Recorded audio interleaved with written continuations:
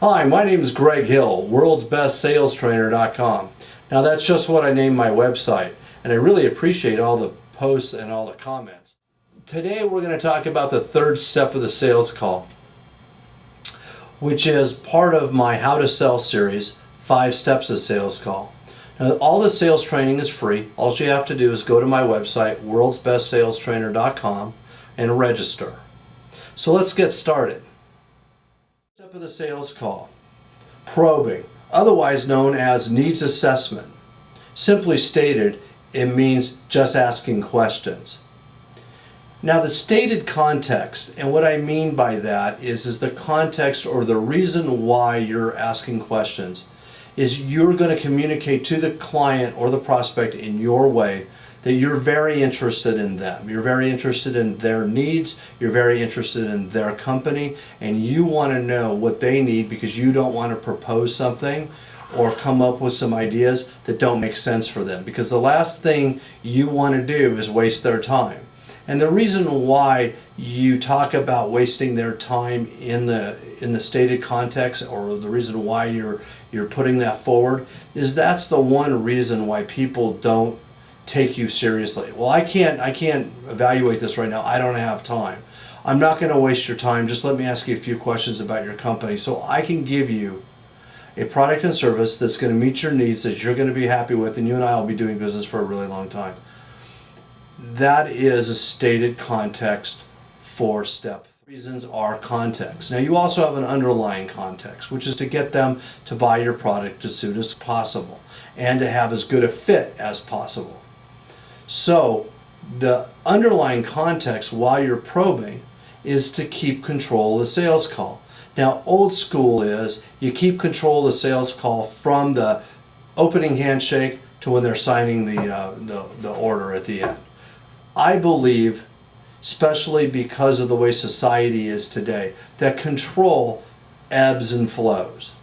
Now you need to be the captain of the boat, but sometimes the boat's going to be towards them and then you're going to steer it back towards you. But you need to allow them to have some control of the sales call. For one reason is they're going to give you more information that way, and people just don't like to be controlled and manipulated. And the fact is right now, this part of the sales call, you need to have control because you and the prospect or the client are probably at cross agendas. And what I mean by cross agendas is that they want to have everything on their terms. They want to find out how much it is, how quick you're going to get it to them, how much it weighs, and then they're done because they feel that that's the only pertinent information. What's the best way to keep control? The best way to keep control is simple. Asking questions. He who asks the questions is the person that is in control. You're going to start by asking close-ended probes or what's really just multiple choice or true and false questions. Now the reason why you start off with true and false questions and you don't start off with essay questions is you need to warm them up a little bit and you need to have them participate. And people will participate a little bit in the beginning, and then by the time you're through this process they'll pretty much tell you how to sell them. So a great question to ask when you first get there is, are you paying too much money on the service or product that I'm here to show you? I understand you've never had this service or product before. Is this something that you've been looking into? Those are closed-end questions that have yes or no answers. Questions. Again, you're maintaining control. It's also easier to keep control with yes or no questions because it gives them less opportunity to try to steer the sales call in a direction you don't want it to go to. So when you feel comfortable that the person is participating, then go to essay questions. Now these questions need to be about your industry. I don't really know, obviously this is generic sales training, so everybody who sees this video is going to be selling something different. But definitely make your first one something very specific about the product and allow them to talk about their company. So something like with the phone service, I'll say something like, well, you have 10 lines right now. Now, before you started off with 2 lines, when did you move to 10 lines and what was your reasoning for doing that. That way they're going to tell me about how they've expanded, how they now want to retract or whatever, which is exactly what I want to hear. With the open probe questions, you still need to have a path that you're wanting to follow. Now here's the deal. You know how to sell your product. You know how to sell your product probably better than anybody does. But what you're trying to do here is get the information so that you know how to sell your product to them. The best sales presentations are those that include the person's needs, the company's needs, and the person that you're selling to's needs. So what do you do when you're asking your probing questions and you get challenged? It's really simple. You keep asking more questions.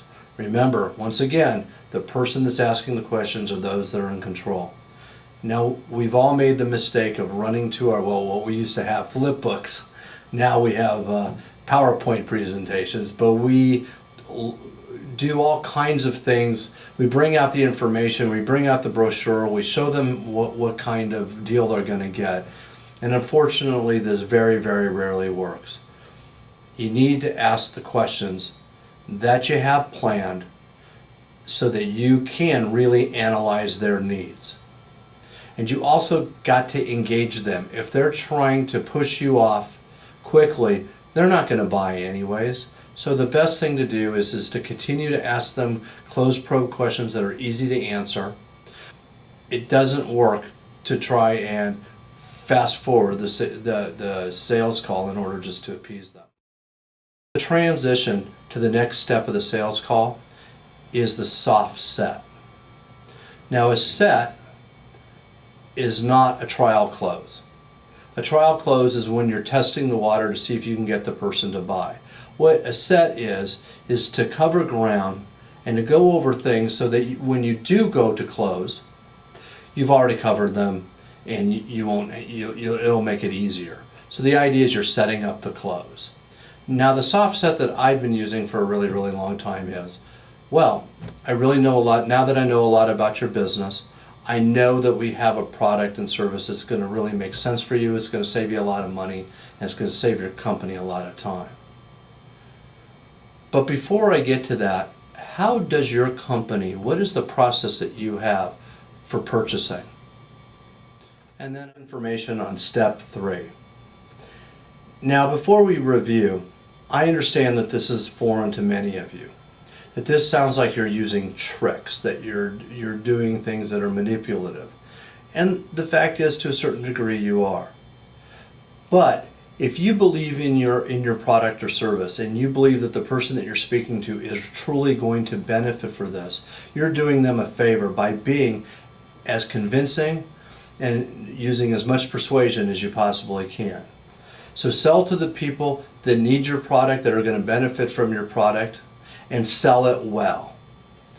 So now let's talk about the third step, which is probing or needs assessment. Real simple, there's 2 kinds of questions, open and closed probe. The open probe being the essay questions, the closed probe being the yes or no or multiple choice. You're going to ask questions, you're going to find out who drives their company. Is it the tech department? Is it the sales? Is it marketing? Is it advertising? You're going to learn enough about their company so that you're going to be able to customize the product and service to meet their needs, and you're also going to be able to customize the presentation to focus on the things that are going to be important to them. And then of course you're going to end with the soft set. And I gave you an example of one, and you can create one of your own. Well, thank you very much for watching our video series. And in order to see all of the videos, just go to worldsbestsalestrainer.com and register.